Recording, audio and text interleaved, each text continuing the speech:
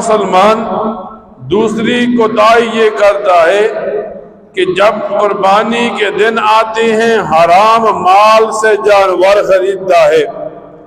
اب ایک آدمی نے حرام مال سے جانور خرید لیا، ذبح کر لیا، اور دل و دماغ میں یہ بات بٹھا لی کہ مجھے اب بھی ثواب ملے گا۔ آج کل کے اس معاشرے میں حرام سے آنے کے کئی راستے ہیں۔ مثلاً ایک آدمی سود کا معاملہ کرتا ہے، حرام اکٹھا کر لیا۔ ایک آدمی نے دوسرے کا حق دبا لیا، حرام اکٹھا کر لیا۔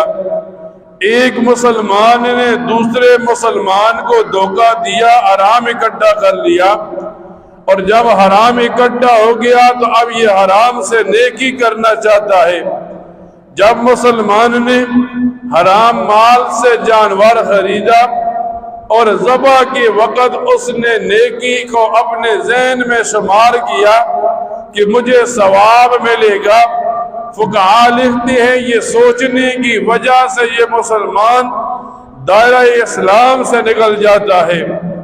اس وجہ سے حرام اکٹھا کر کے اللہ کو ناراض کر لیا، اور پھر اللہ کی ناراضگی کے باوجود اب اس حرام سے ثواب کماتا ہے۔ پہلے غیر کا حق ادا کرے گا، مال کو حلال کرے گا، پھر فرائض کو ادا کرے گا۔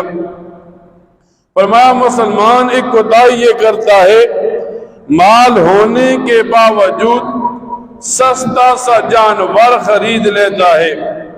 حالانکہ احادیث میں آتا ہے اللہ کے ہاں مہنگا اور خوبصورت بڑا جانور زیادہ پسندیدہ ہوتا ہے، لیکن آج ہم شریعت کا حکم بھی مان لیتے ہیں، ٹالنے کی کوشش بھی کرتے ہیں، اور صحیح کو یہی کوشش ہوتی ہے مسلمان کی کہ وہ ایسا جانور خریدے جو تھوڑے پیسوں میں کام کر جائے۔